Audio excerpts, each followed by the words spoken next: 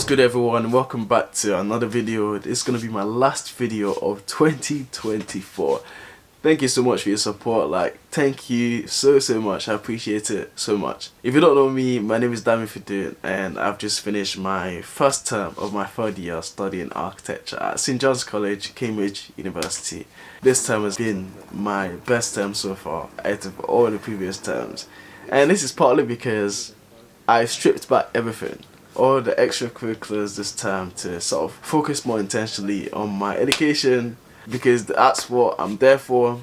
And yeah, I didn't play any university football, barely played any college football, I barely posted on YouTube as well. Anyone that plays university football knows that you're constantly rushing everywhere, constantly rushing to lectures late, constantly rushing to supervisions, constantly rushing.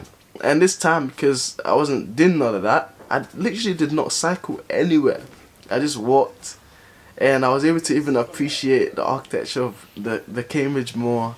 I even did some videos of analysing the architecture, and genuinely I was able to be more intentional with my time. I've partnered up with Compassion UK to bring you this video today, but I'll talk about them more later. Hold it. Yeah, and I'll just walk. Yeah, but don't walk for like 10 seconds. Okay.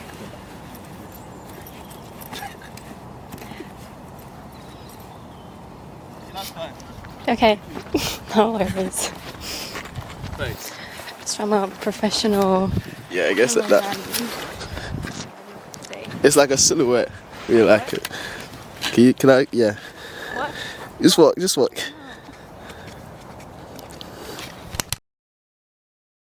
First of all, let's recap the term. My studio this term was amazing. The project was to design a master plan for Ormington College, and at the start of the project we did a tour of basically around 10 colleges within Cambridge. It was amazing spending time with other people in my studio, just going about analysing the architecture of different colleges, trying to use them as a precedent study to understand the way the buildings are laid out, the structure, the organisation, take what we learned from it into our design. Our master plan is not just designing sort of one building. You're designing the layout of, let's say, a city master plan. You're gonna decide where the residential buildings go, where the commercial buildings go, where the recreation stuff, where the churches and that type of stuff. How the roads are laid out, the environment, the landscape, where they all are, and how this comes together to make a city master plan layout. And that's what the project was for this term, to design a master plan for Ormington College. I really got ingrained in the project. I used lots of tracing paper, lots of iterations this term, and I really started to really love the design process within architecture. In previous 2 years there was lots of boundaries, lots of restrictions. I felt like my creativity was sort of being bound in, and this time I was able to just be free. But even though it's disorganized, it's peaceful. Do you feel? Yeah, very. Are you filming? Yeah. Sorry. No, go. It's candid.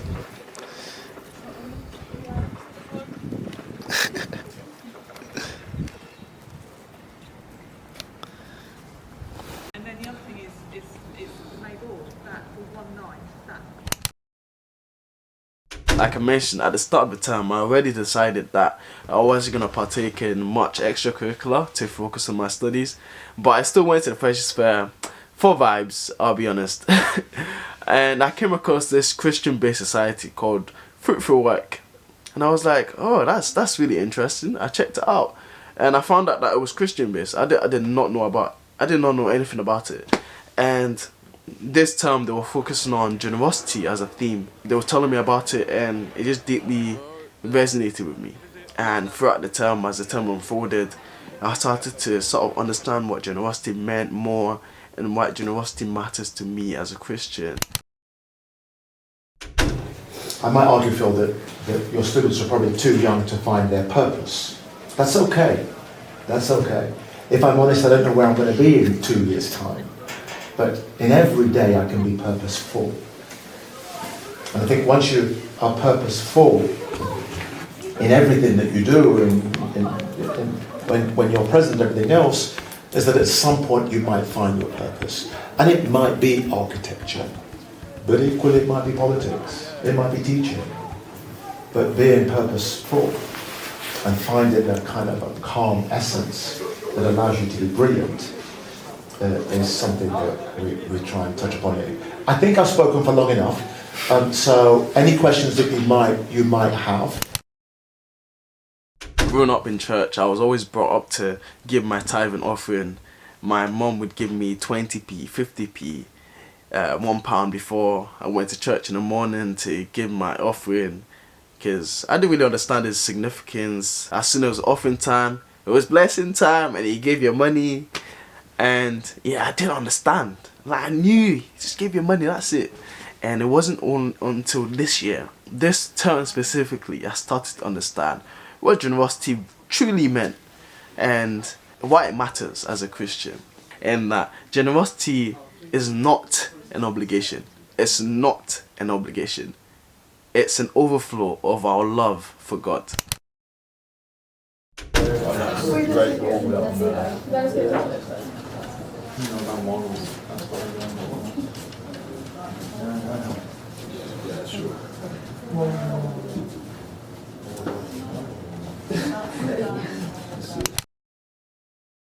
At one of the Fruitful Work Society event, there was this speaker that he works in finance in London, also went to Oxford University. When he gave his life to Christ, he essentially dedicated his full finance to God, and now he invests in startups and organizations and charitable events. His talk was just really mind-shifting. He talked about how there's always more to give.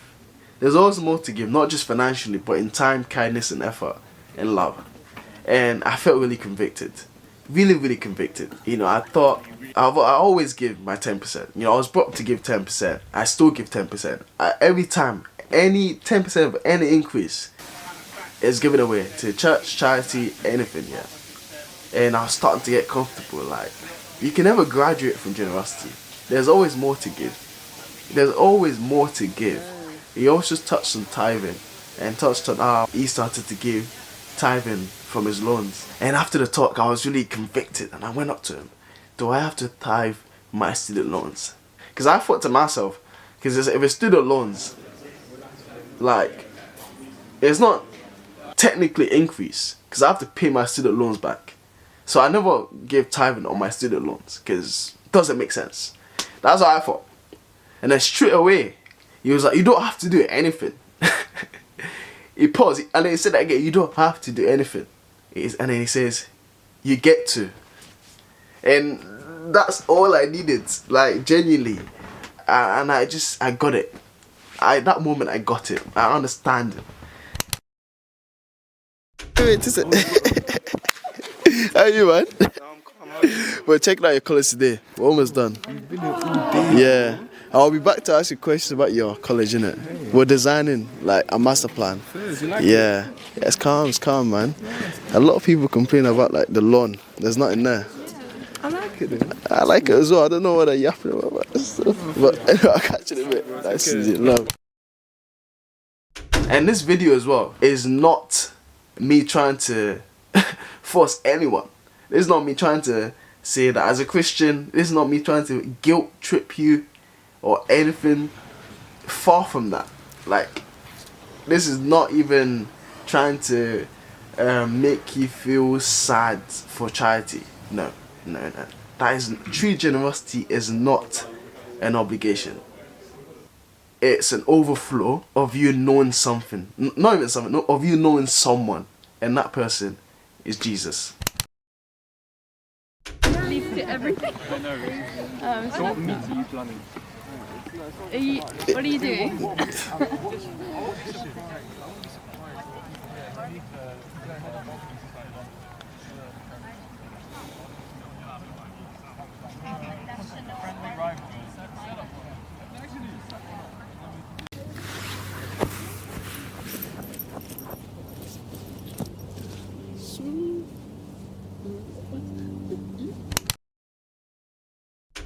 One of the society events, again, one of my friends, Ifinanya, she goes to St. John's College as well.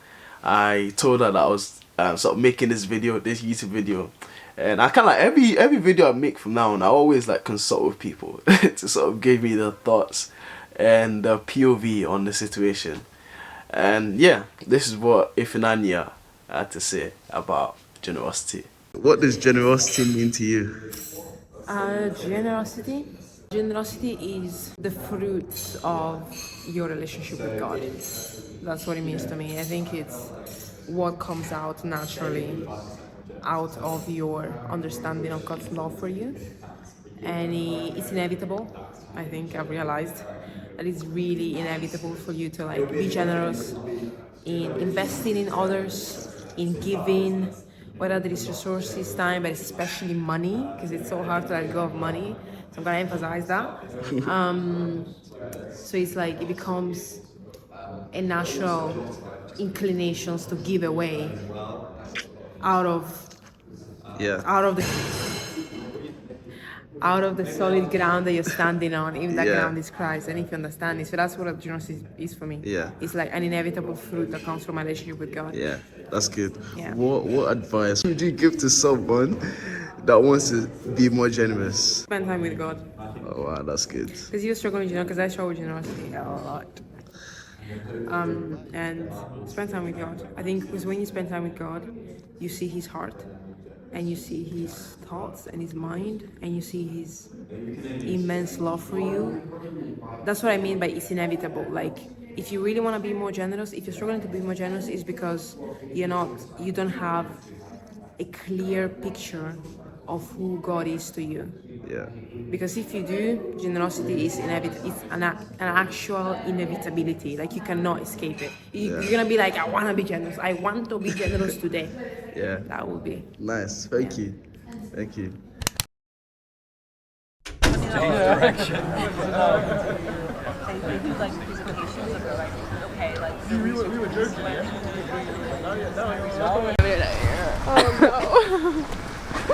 Eliana, have you found the day so far? But no, you can't get this way. You wanna be there? She said that she doesn't want to be there.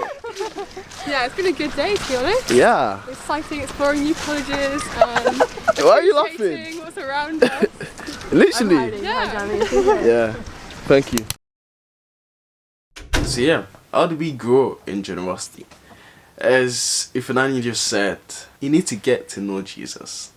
I feel like that is a massive step. Because there's no way. Actually, check out this video really quick. Check out this video. I feel this encapsulates everything that I'm trying to say, but I don't know how to say it. Just watch this this very quick video. Generosity is a byproduct of understanding the value of God. Okay? When I get in that world where I'm thinking, forever sitting on the throne with Jesus and Him telling me and confessing me before the Father and the holy angels and handing me this stone with something that is just personal for me from Him, and I'm sitting on the throne, everything else. You think I'm in that world and I'm thinking about money? You think I care about a car or a house when my world is, I'm getting this vision of who God is and what's coming to me? That's why I say, when you understand that the byproduct of this stuff, here, you can have it. Here, I don't care. Like, I'm going to be sitting on the throne. I'm going to be with the Creator. He's got things just for me. He's going to confess Francis Chan before the holy angels and say, He's mine. You think I care about stuff? Now, the people that care about stuff are the people that don't get that. Okay? Generosity is not something where, come on, you guys, just give another dollar. It's no, when you get it, this changes everything.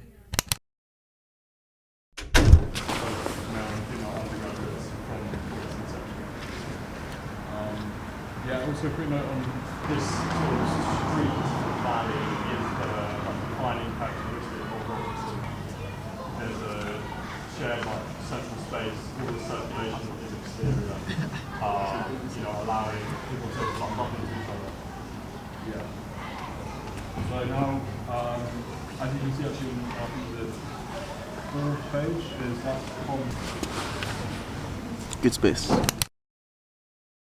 1 John 3:16 to 17. This is how we know what love is. Jesus Christ laid down his life for us, and we ought to lay down our lives for our brothers and sisters. If anyone has material possessions and sees a brother or sister in need, but has no pity on them, how can the love of God be in that person? If you see a brother and sister that's in need and you have no pity on them, and you can just go by and go the rest of your day, this Bible verse is questioning, do you really have the love of God in you? Is that even possible? That is what this Bible verse is saying. and also the garden restaurant here, which is closed today. Like arteries of circulation in the college exterior and on the site plan. Start small. Start small. It's a lifestyle. It's better to give consistently than, I would say, give one time in 10 years, for example. When I say start small, it can be maybe a small difference in your life. Maybe you have to start carrying cash about. That's what I started doing this past term. Yo, don't even think, because I'm saying this doesn't mean that I'm perfect, yo. You'll be surprised by how much, people in need, how much homeless people there are in Cambridge, by the way. Like, you'll be surprised when you guys come down. You see all the beautiful buildings, but there's homeless people just about everywhere in Cambridge. And, I know people on social media are like, don't give money to people out in the streets because they'll go use it to buy drugs. And while that is true, in some cases, if you're giving money away, you're also giving away the control over how that money should be spent. You shouldn't be out here surveilling people how they're going to use your money. Just give the money. That's my opinion, I guess. But I do think if you're giving money away, you're also giving away the control of how the person gets to use the money. You need to make it a routine. It needs to be part of your daily life. Sometimes God will tell you who to give to. Sometimes you need to go out of your way to give. You need to be looking for people that you can give to.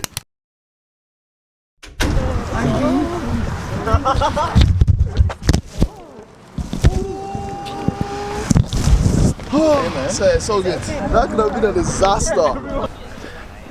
Kings College Chapel. Alright, so we're finished at Keys and we are on our way to Downing now. No, we're on our way to the other Central Keys College, and then we're going to Downing, and then we're gonna finish there. Fun times. King's College Chapel.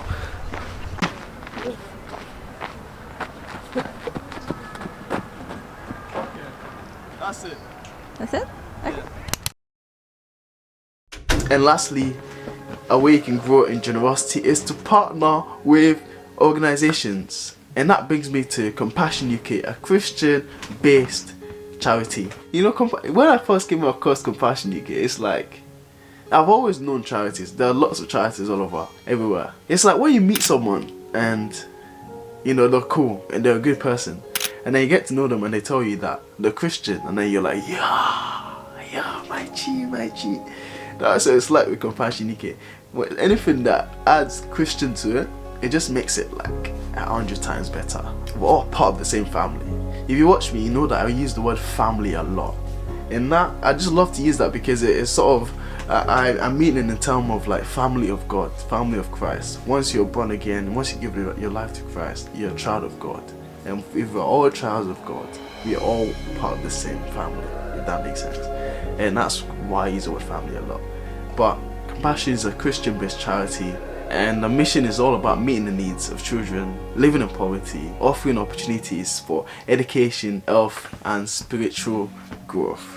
And they're currently doing something called Gifts of Compassion, especially in this time of Christmas and New Year's, where you can give gifts to children in need, things clean water, mosquito nets, pigs, you can give an eye test, chickens, all sorts of stuff. There's a full list. Even if you don't want to commit to sponsoring a child, it can give literally one-time gifts. It's amazing. It's an amazing thing. No strings attached. Partner with this Christian-based charity. They are amazing. The work they're doing, genuinely inspiring, and even just following their social media, I'm just inspired every day. You literally have the power to change lives, yo. And that's how I feel about it. You've got the opportunity to. Like, if someone wants to come up to you and give you £2 million today, your life would be changed significantly. Imagine you having that same type of effect on someone else. But yeah, please consider partnering with Compassion UK. Yeah. This term has taught me so much about generosity, and how it's not just about being obligated to do something. It's about reflecting God's love in our actions. Whether that's tithing, offering money, offering your time, your efforts, your kindness. And I pray that we all continue to grow in generosity. Peace.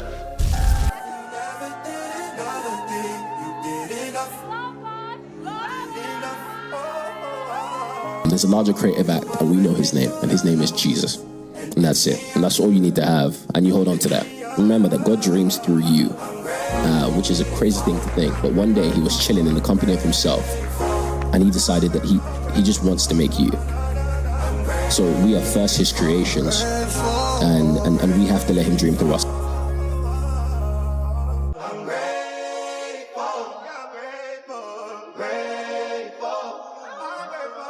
You can't cancel me because you didn't call me. Unless you called me, then you can cancel me. If you spent time with the Holy Spirit, he will give you inspiration. If you spend time with him, he'll tell you, create this and do this idea and do this and do that. When you walk with him, not only does he change you, he allows you to understand what you've called for and what he has placed in you to do. Pray and find that direction. The amount of times Joseph stood up, thrown in a ditch, sold into slavery, then became head of the house, then went into prison, then became head of the prisoners as a prisoner, and then became a dream interpreter. If you saw him in the ditch, you wouldn't have thought to yourself, this guy's going to be some sort of dream interpreter. That's insane. And then after becoming a dream interpreter, he became second in command in Egypt. You can't see it, but it's happening. And you need to seriously believe in yourself, apply yourself. Don't be scared to fail, because that failure is redirection. And that's my word. One of my favorite things in the Bible is literally the first page when God is creating everything. Every time he creates something, he's like, this is good. What? You're telling yourself what you just did is good, but that's how it has to be. You have to post your video and be like, yeah, I like that. That's a good video. Don't worry about everybody else. They'll flock around. They'll come and see it. Nobody was actually watching Noah build the ark. Like, they saw him and they thought he was some crazy guy until the ark was actually built and the storm actually came. Do you know what I'm saying? He knew he was doing it. He said it's good every day until it was built. Believe in what you're doing. Don't wait for everyone else to believe in it. Because if you don't, it's not going to get anywhere. You're just going to lose motivation. Eventually good.